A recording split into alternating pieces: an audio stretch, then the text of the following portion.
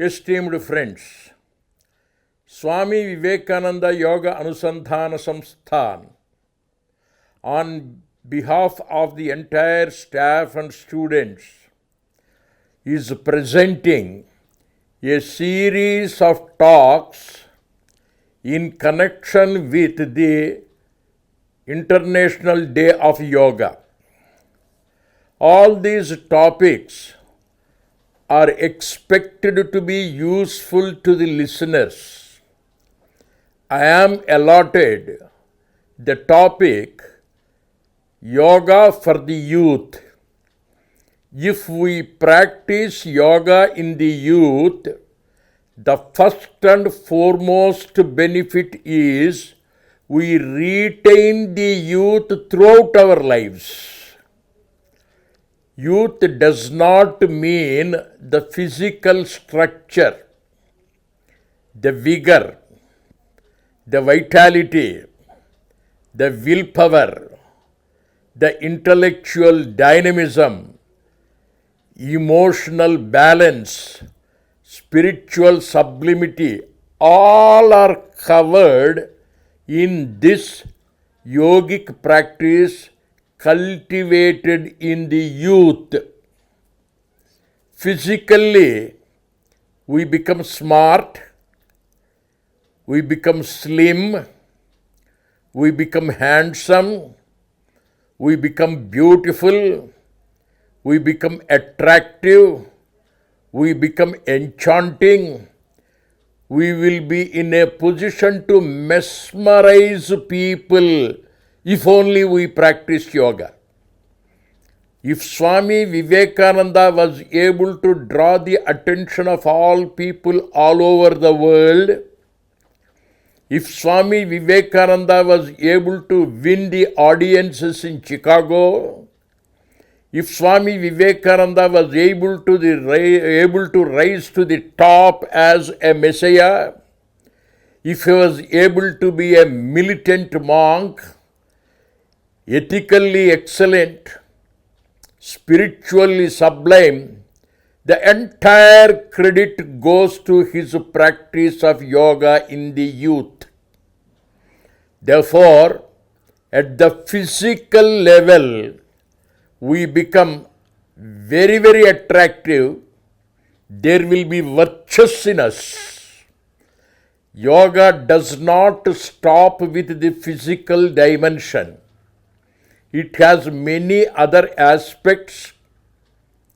It can be practiced in many other dimensions, and it has many utilitarian benefits for us.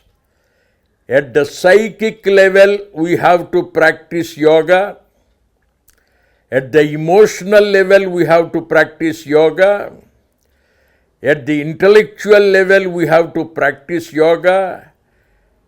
In every activity, we have to practice yoga. And finally, at the spiritual level, we have to practice yoga. Normally, a young boy or girl is full of ambition. The boys and girls in the youth have high goals. For the realization of the goal, for the achievement of the ideal, for reaching that perfect state of the highest dimension, yoga is the only way. It makes us very well determined. We become firm in our ambition. A young boy may fall in love with a girl. He should not be of a weak mind. He should be firm. He should be strong. He should be determined. Similarly, a youth may have the highest ambition to become a millionaire, to become a business magnate, to become a leader, to become an IAS officer, to become the minister, etc., etc. For all such high ambitions to be realized, For all such high ideals to be realized, what is required is decision, determination, steadfastness. Dhruva in our Puranas was insulted by his stepmother. His mother instilled the goal in his mind. My boy, only Narayana will be in a position to solve your problems. You will reach the highest. You will go to the topmost position. And the boy with determination went to the forest, and he was able to meditate. He was able to see Narayana. All the credit goes to his firmness of determination. And the single word to convey that determination is Dhruva. Dhruva means steadfastness. Dhruva means determination. What is required for the young boy or girl in any area of activity, in any field of study, is determination. And that is prompted by the willpower. All of us are born with the willpower. You observe any baby, any child, the baby does not lie on its back for long. It sits up with willpower. It stands up with willpower. It walks with willpower. 100 times the baby may fall. The willpower is so strong that the baby is made to stand up again and walk with determination. Similarly, any number of failures there may be in our lives, the yoga practiced in the youth keeps us strong, keeps us bold, keeps us determined. In addition to the physical charm, in addition to the physical strength, in addition to the physical appreciation and attraction, you will find the benefit of the strong willpower which is required for any pursuit anywhere. This dhruva, this determination, this willpower strengthening is called Raja Yoga. Swami Vivekananda is very fond of this Raja Yoga. Everybody can be very, very strong.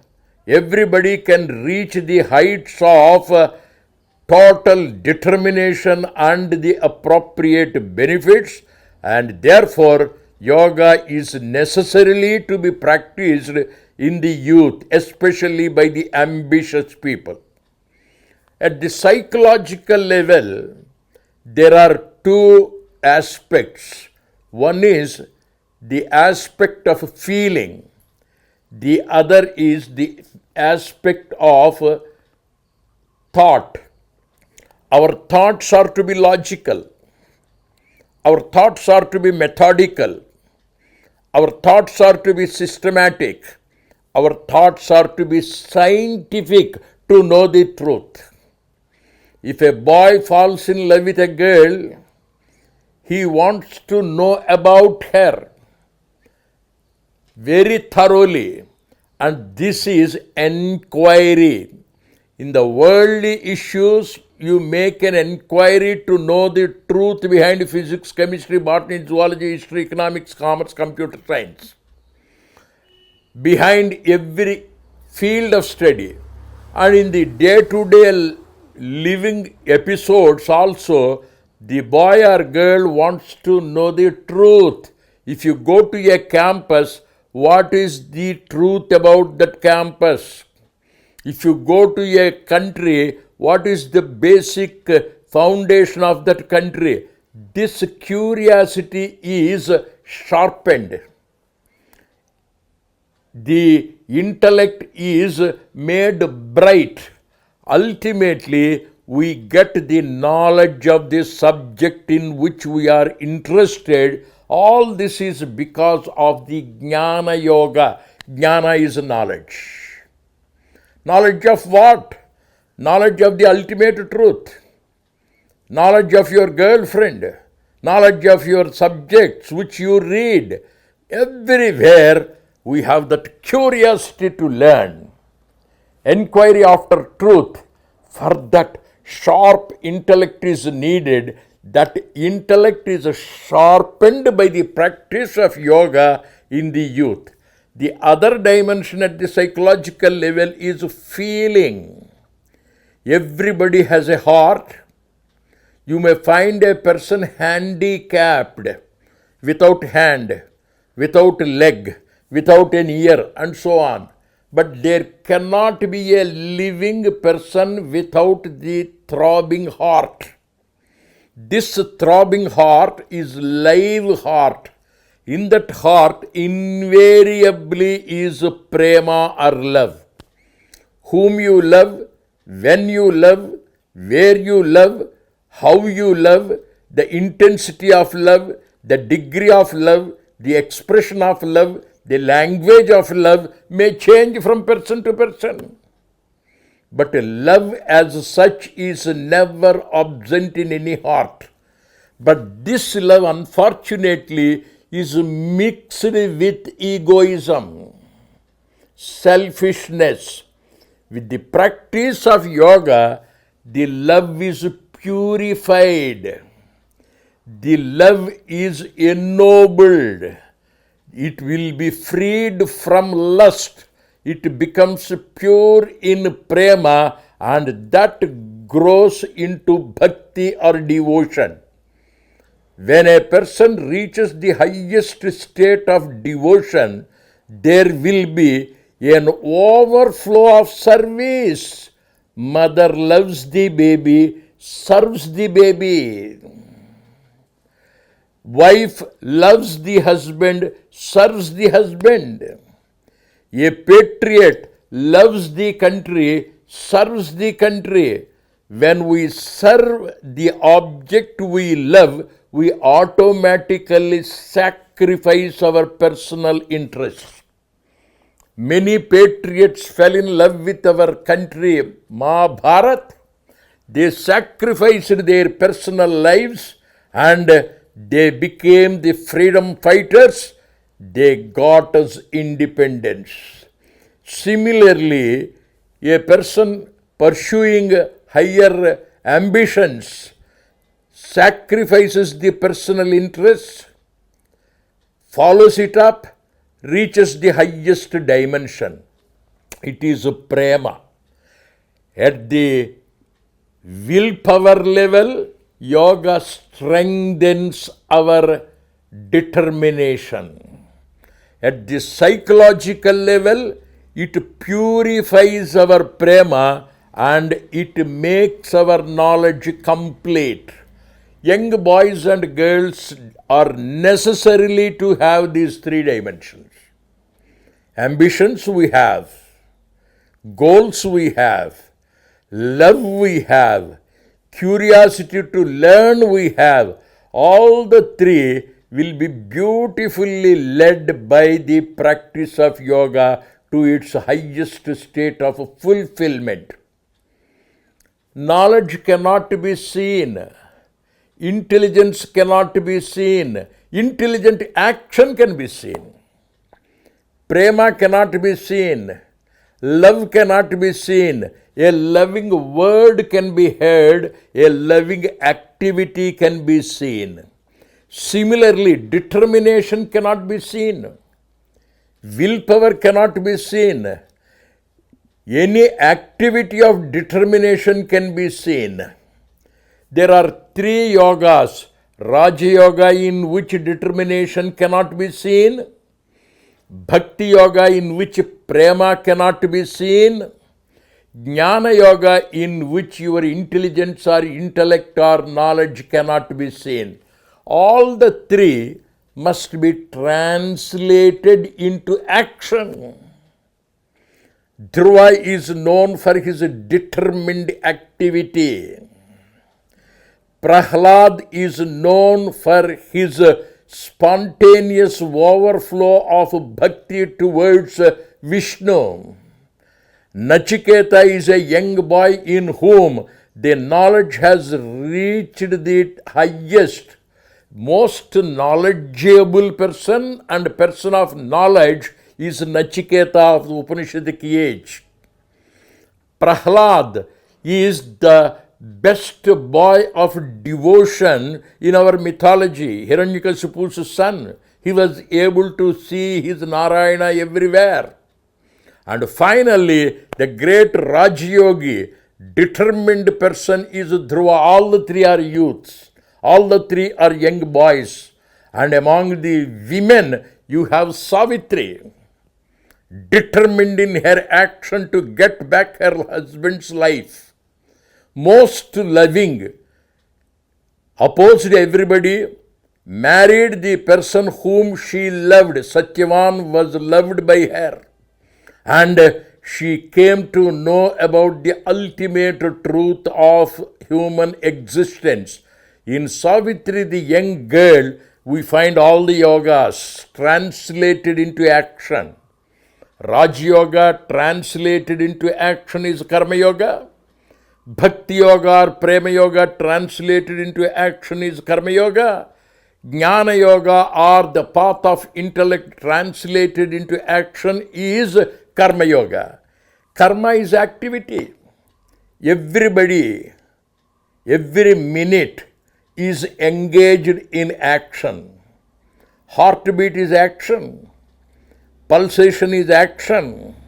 Walking is action. Thinking is action. Serving is action. We are not free from activity at any point of time. Nahi kaschik kshanamapi jatu tisyatya karma kriti. Sri Krishna Paramatma in the Bhagavad Gita says, we are always engaged in some action or another. Not only we, the entire creation. Wind is on move. Planets are on move. The time itself is on the move. That movement is called change or action. And this action, when we are performing, that activity must be prompted by determination. That action must be born of prema, and that action is to get us the ultimate truth. When all the yogas are translated into action, we will be in a position to serve the nation, serve the parents, serve the beloved person, serve the cause of education, serve also the cause of yoga. Yoga is its own benefit. Yoga is the way, yoga is the goal. We become people of determination, we become people of prema, we become people of jnana, and we retain that youthful vigor and vitality till the end of our lives. Bhishma is ever young though old. Sri Krishna Paramatma is ever smiling, doing good to society, remaining young all through his life. You cannot find Krishna anywhere depressed. You cannot find Krishna to be an old person anywhere. He is up and doing always. He is ever bubbling with enthusiasm. All the youth of this country should be ambitious, should have a goal. All the youth of this country should be loving and lovable.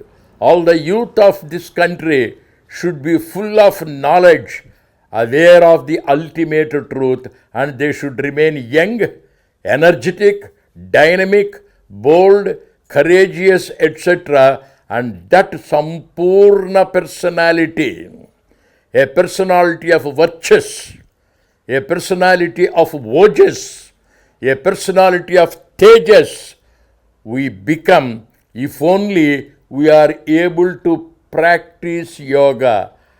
The youthful practices of yoga are not for a day. Physically, we may be incapacitated to do asanas at a particular age, but mind can be kept ever young. Intellect can be kept ever sharp. Love can be kept ever smiling. May we all, by the grace of God Almighty, learn the art of yoga.